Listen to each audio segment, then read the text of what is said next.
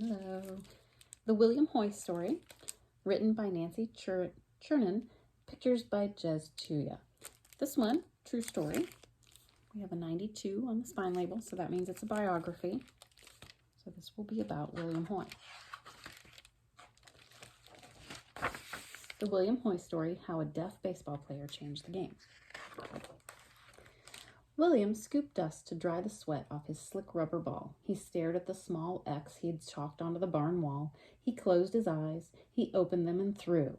Bam! He hit the mark. He stepped back so he could try again. His mother waved her arms. She was applauding him. She touched her fingers to her mouth to signal eating. He read her lips as she said, "Dinner." William pulled out his pad and pencil and he scribbled, "Just a few more. I want to be perfect for tryouts." His mother nodded. His family was passing the mashed potatoes around the table when William pushed open the door. He read his father's lips, telling him to wash up for dinner. He also read what his father's lips mouthed to his mother. "Baseball," his father said, shaking his head. "It will never last." Still, William couldn't wait to try out at his school, the Ohio State School for the Deaf. At tryouts, he threw the ball, he caught it, he batted, he waited. "Too small," the team captain said. William never got much taller than 5'5". He couldn't do anything about that. But maybe they'd give him another chance if he aimed better and ran faster. So every day after homework and chores, he practiced.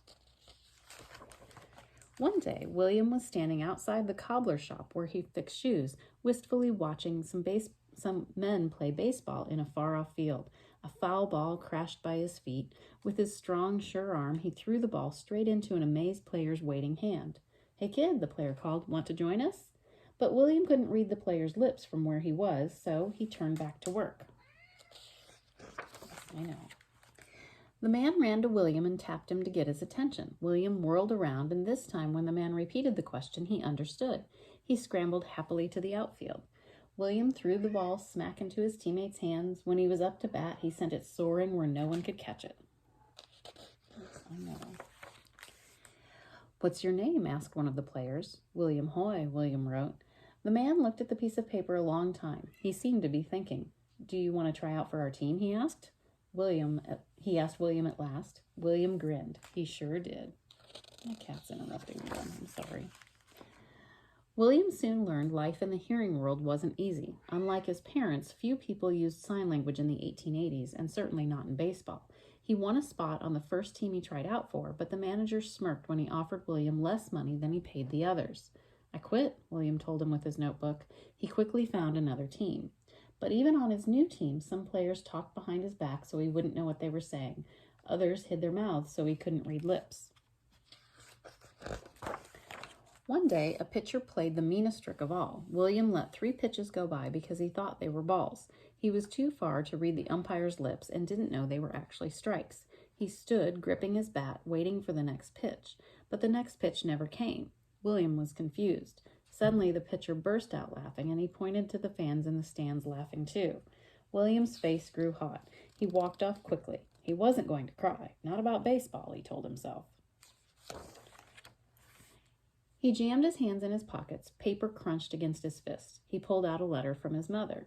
He read again how much she missed him. William missed his family too. He remembered how his mom would raise her arms to applaud him.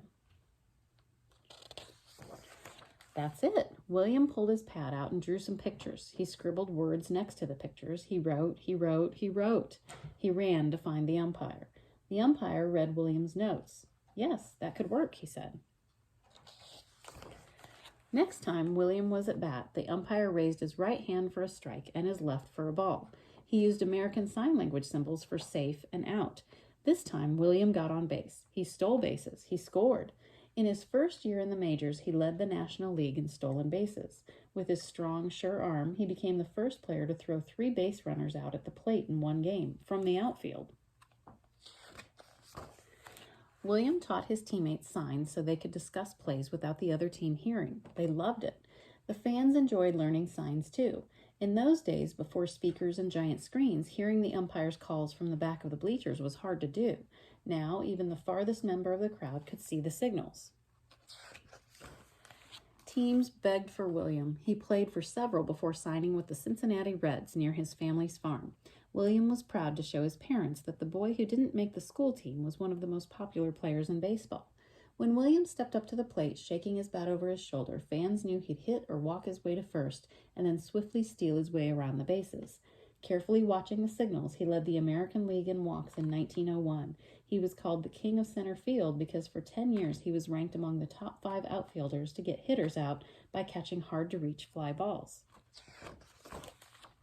After William became a star, he thought nothing could surprise him, and then one day when he ran out onto the field, the fans waved their arms from the stands just as his mother did when he was a boy. They waved their hats, too. William said he'd never cry about baseball, but he did cry at the sight of the deaf applause. Like that. Okay. All he wanted to do since he was a boy was find a way to play his favorite game. He never dreamed he'd change how the game was played, but he did, and we still cheer him today. There's more information in the back of the book if you get a chance to check it out. Those signals that he taught the umpire still used today.